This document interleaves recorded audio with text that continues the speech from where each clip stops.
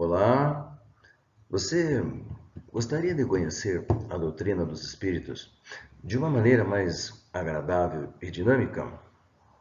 Então fique comigo.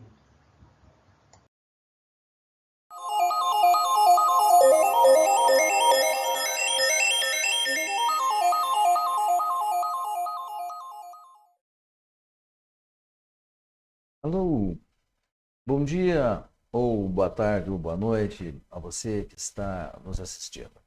Eu me chamo Marlon Huck, eu tenho 62 anos, sou médico pediatra, trabalho aqui em Ponta Grossa, Paraná. Trabalho na Casa Espírita, essa que vocês estão vendo no vídeo, há mais de 30 anos. E o objetivo de eu estar fazendo este vídeo é passar os ensinamentos, as diretrizes da doutrina dos espíritos a todos vocês que estiverem interessados, certo? Esses ensinamentos nos trazem bem-estar e fazem com que a vida se torne mais leve e mais agradável. Os vídeos, eles serão todos eles rápidos, não mais que 30 minutos. E pretendo fazer um estudo não aprofundado do Livro dos Espíritos, o suficiente para que todos nós ou todos vocês possam entender e compreender bem a doutrina dos Espíritos. Nós estamos aqui, olha pessoal, nós estamos aqui na segunda parte do Mundo dos Espíritos, no capítulo 1, que versa sobre o perispírito. No vídeo anterior, nós já vimos algumas das propriedades do perispírito, tais como densidade, plasticidade, ponderabilidade, luminosidade e a penetrabilidade. E hoje nós vamos ver mais algumas, e não vamos encerrar ainda o assunto. E antes de começarmos a falar sobre as propriedades, eu gostaria então de contar uma história. Essa história eu retirei deste livro, Eles Continuam Entre Nós, que foi escrito, foi organizado pela Zíbia Gasparetto, e ela recebia cartas das famílias contando histórias, né? E para que as pessoas explicassem para ela como que aquelas coisas haviam acontecido. E claro, Zíbia as explicava dentro de todos os ensinamentos da nossa doutrina. E que, por sinal, fora dela, não tem como nós explicarmos. Então, a história que nós escolhemos é a história de Luciano. Nos idos de 1927, Luciano era um jovem de 27 anos, ele era um marceneiro, e ele recebeu, em pagamento de um serviço que ele prestou a um amigo dele, ele recebeu um relógio de parede, esses relógios de pêndulo, e que fazem a marcação de hora, fazem a marcação de 30 em 30 minutos com sons diversos. Era um relógio muito bonito e o Luciano gostava demais deste relógio. E esse relógio ele tem uma história. Todas as vezes que ia acontecer alguma coisa, o relógio parava. E normalmente eram acidentes envolvendo os amigos ou o ambiente de trabalho do Luciano. Então, a família toda ficava preocupada com o danado do relógio. Mas Luciano, ele casou-se e ele teve 3 filhos. O primeiro filho faleceu já nos primeiros meses de vida. O segundo filho foi uma menina chamada Neide. E o terceiro filho foi o Oswaldo.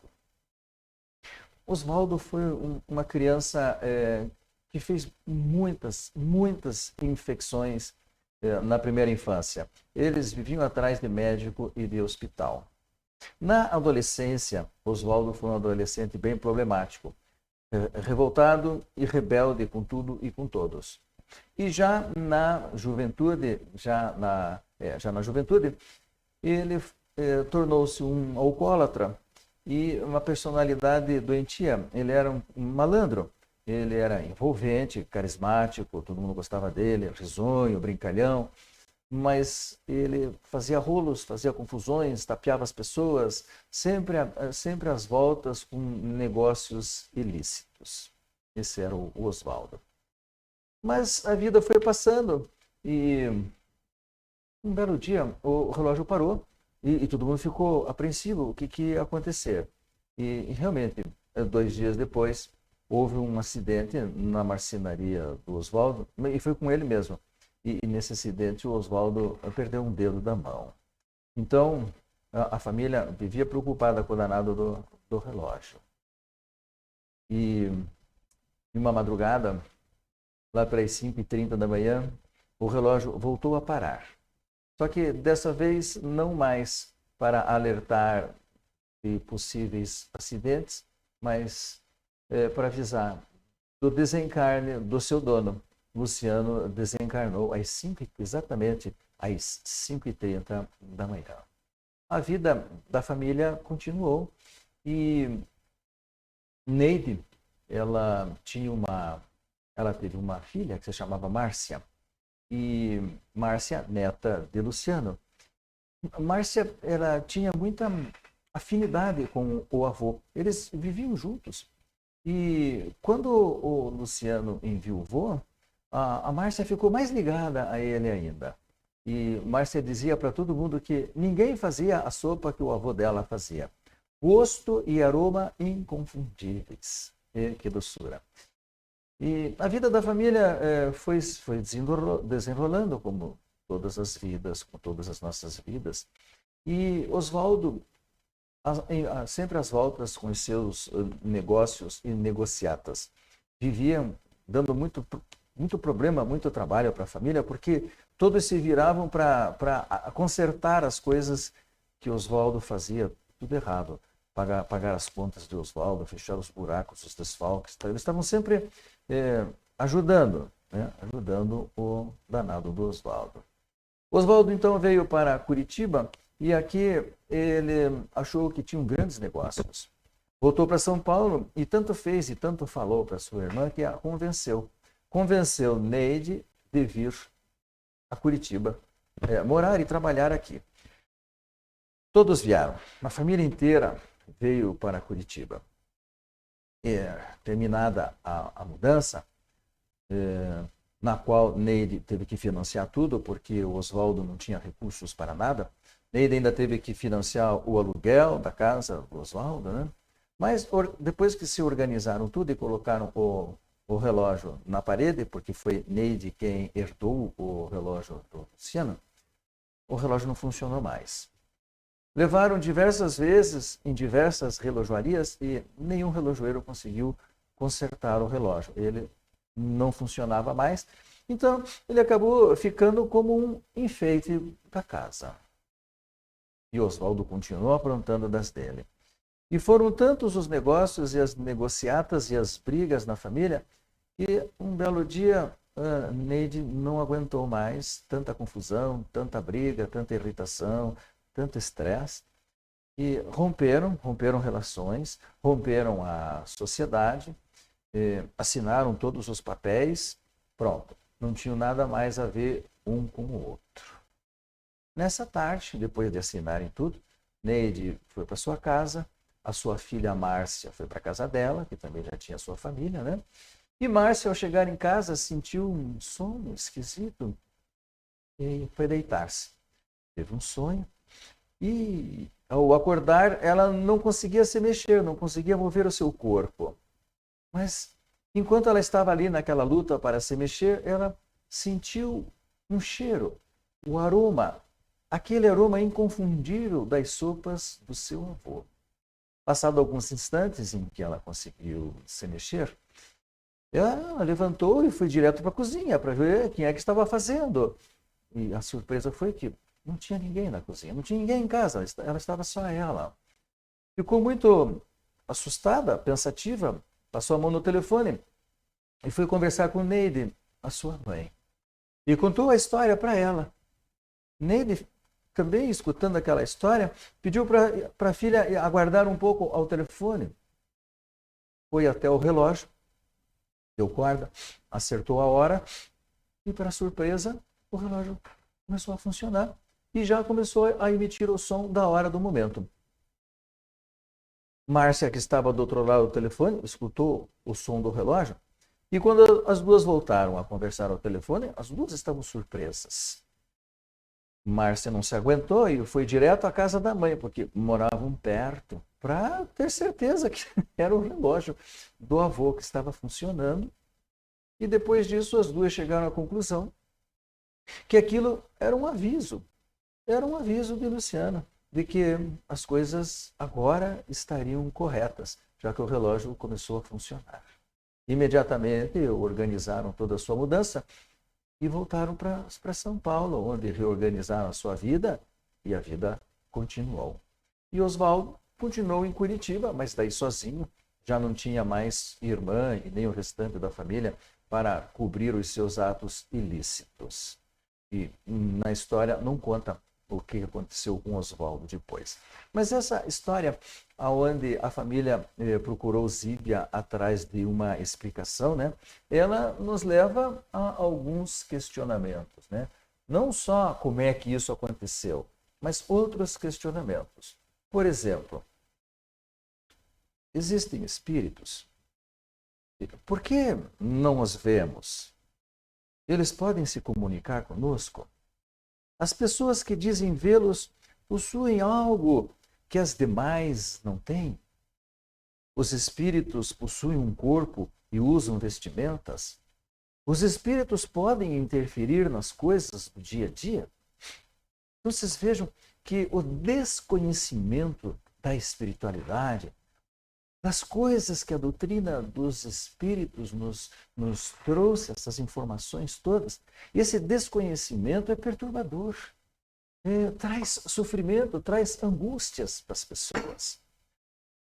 Então, este é um dos objetivos de nós estarmos fazendo esses vídeos, levar essas informações para que as pessoas possam viver melhor, com menos medos, menos estresse, né? Que a vida se torne mais leve, mais gostosa.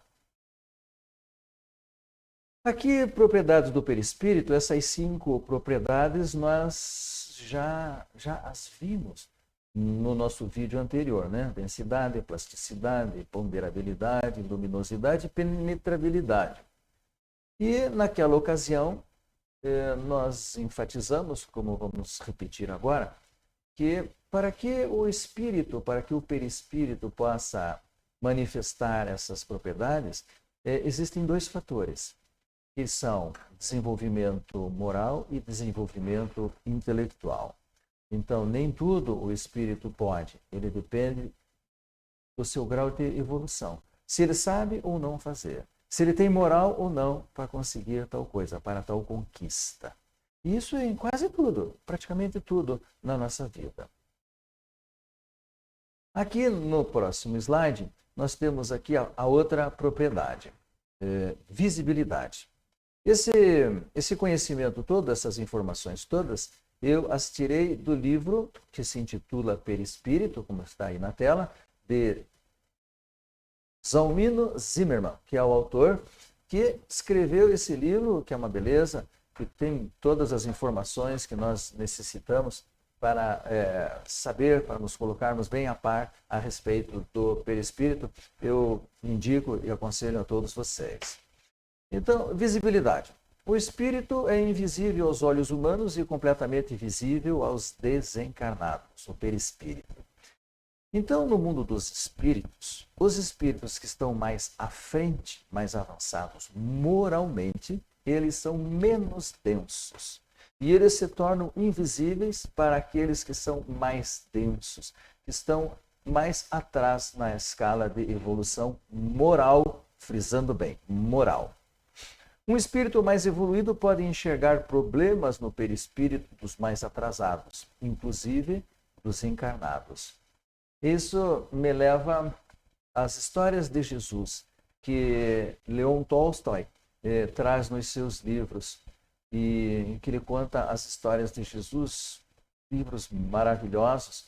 E naquelas histórias ele nos conta que quando Jesus se aproximava das pessoas, ele enxergava e enxergava tudo o que existia na pessoa, inclusive indo ao seu passado, nas vidas pretéritas, nas causas dos sofrimentos atuais, e ele descreve tudo isso para nós. É Jesus, né? Pois é. Quanto mais evoluído, maiores são as nossas potencialidades. Então, visibilidade, quanto mais evoluído moralmente, mais enxergamos as coisas, mais percebemos a vida.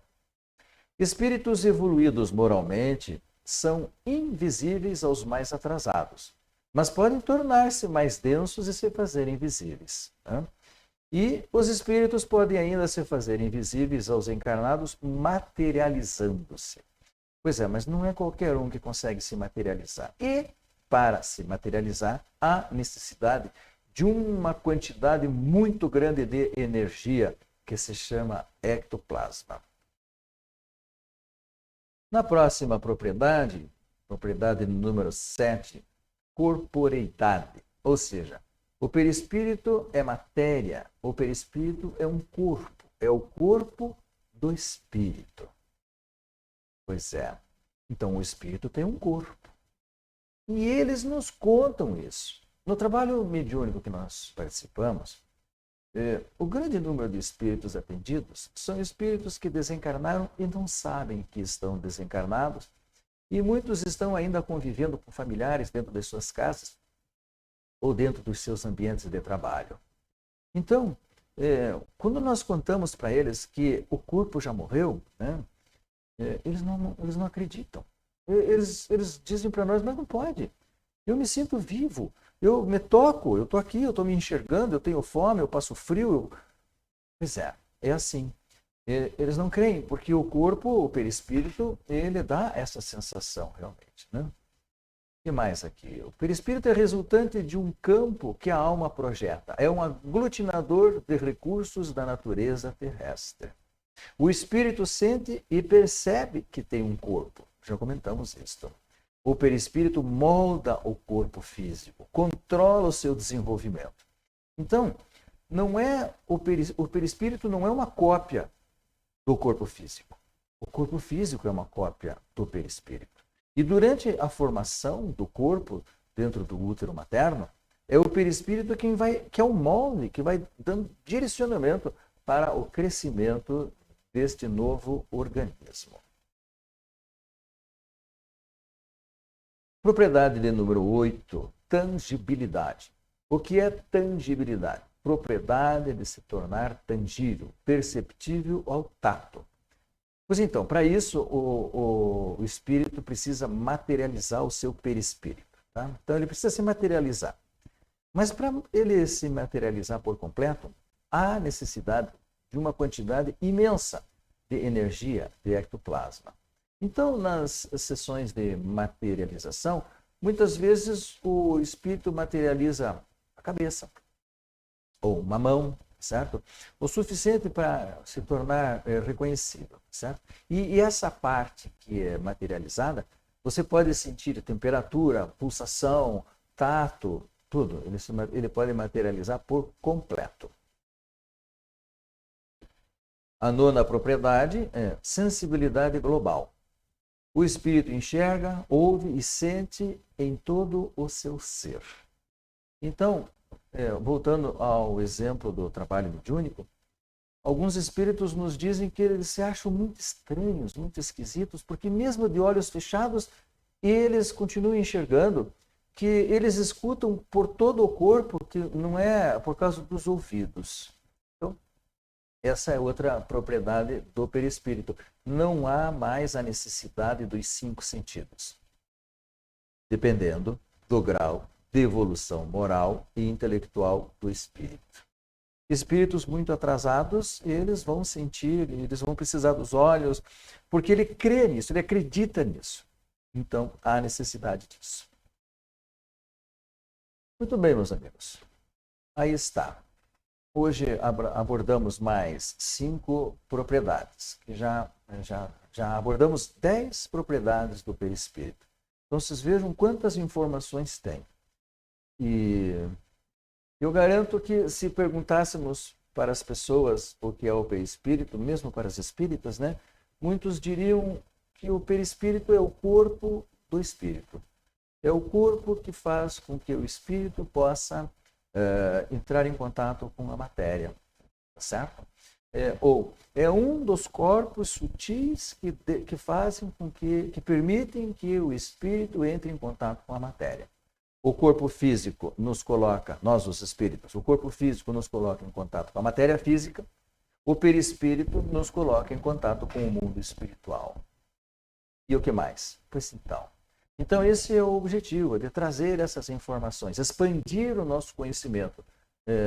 E através do conhecimento nós vamos nos libertando. O conhecimento nos liberta. Nos liberta do quê? Nos liberta dos medos, nos liberta das superstições, né?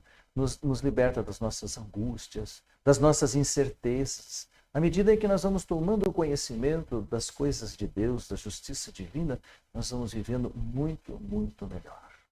Então, encerramos aqui. Espero que tenha sido do agrado. Desejo a todos vocês muita paz, muito amor e muita harmonia em seus corações. Sejam felizes, lutem para serem felizes. Até o nosso próximo vídeo.